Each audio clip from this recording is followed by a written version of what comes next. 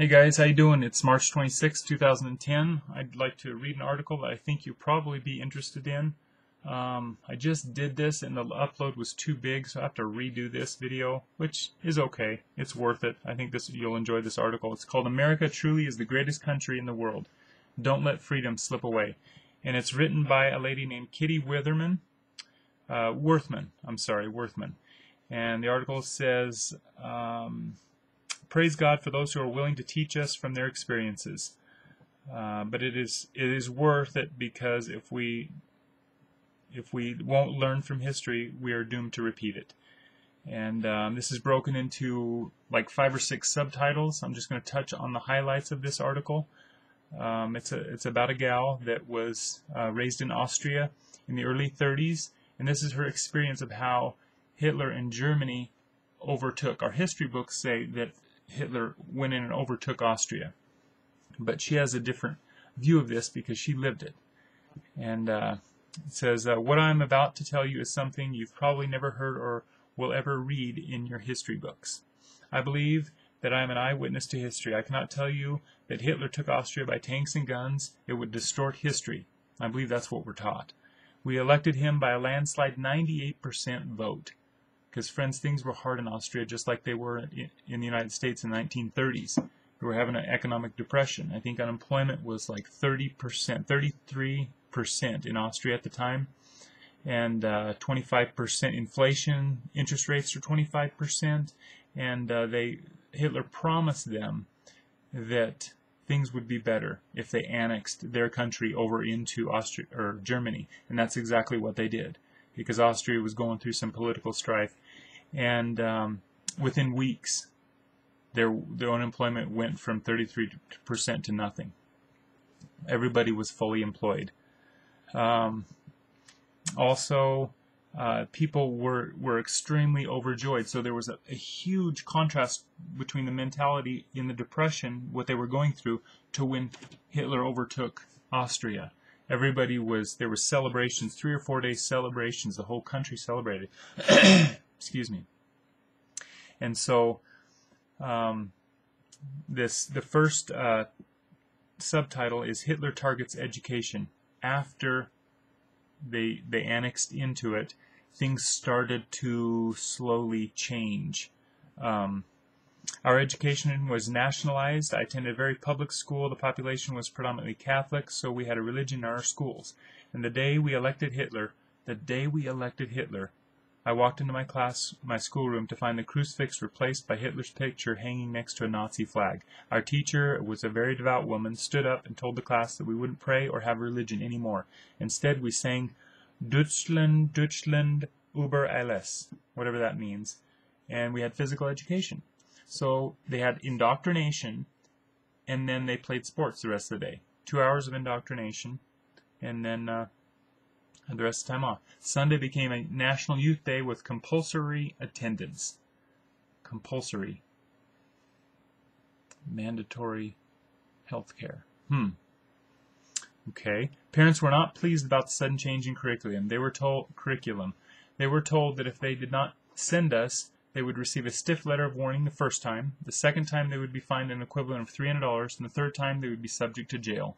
The first 2 hours consisted of political indoctrination. The rest of the day they had sports. And her mother, Kitty's mother, was very unhappy about this, removed her from that situation, and enrolled her in a parochial school that taught religion. And then she realized after a few years, she got a hold of some of her old classmates that weren't taught religion. And by that time, unwed mothers were glorified for having a baby for Hitler. Crazy. It seemed strange to me that our society had changed so suddenly. As time went along, I realized what a great deed my mother did so that I wasn't exposed to that kind of humanistic philosophy. Equal rights hits home. Okay, there was also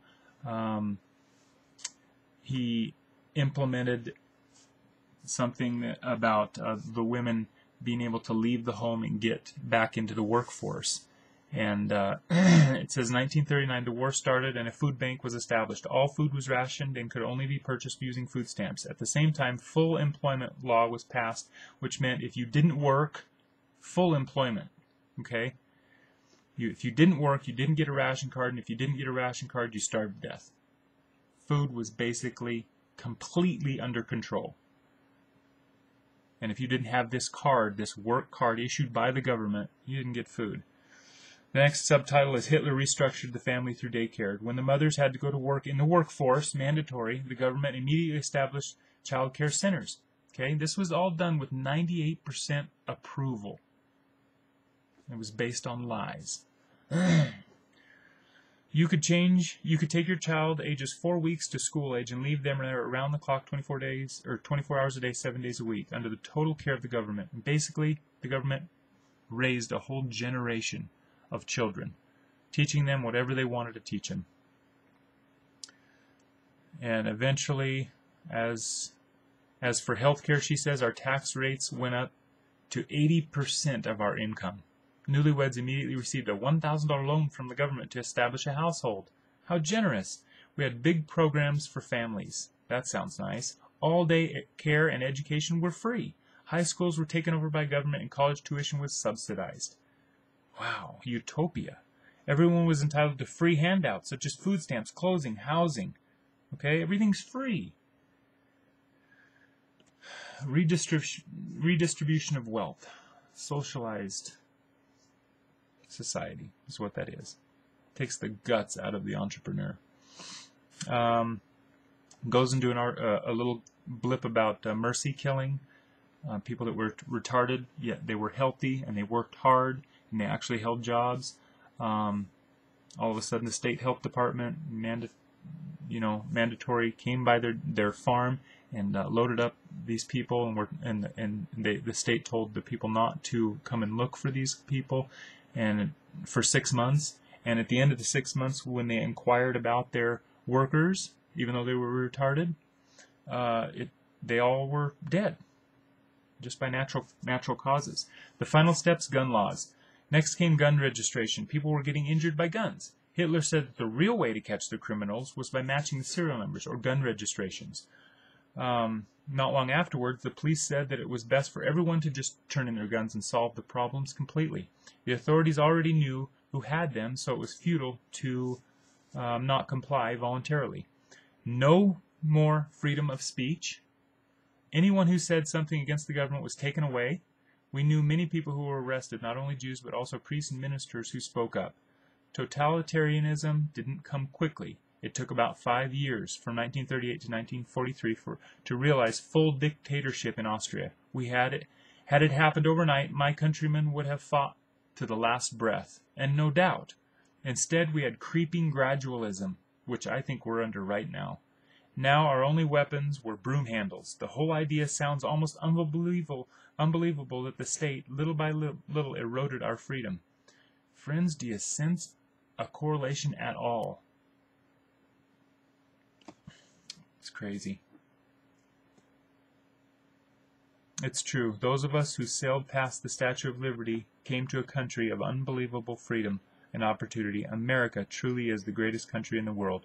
Don't let freedom slip away. That's how she ends the article. I think she wants us to open our eyes, guys, because I think she sees something that's happening here that happened in Austria in the 1930s. I hope you enjoyed the article, friends. Have a great day, and God bless.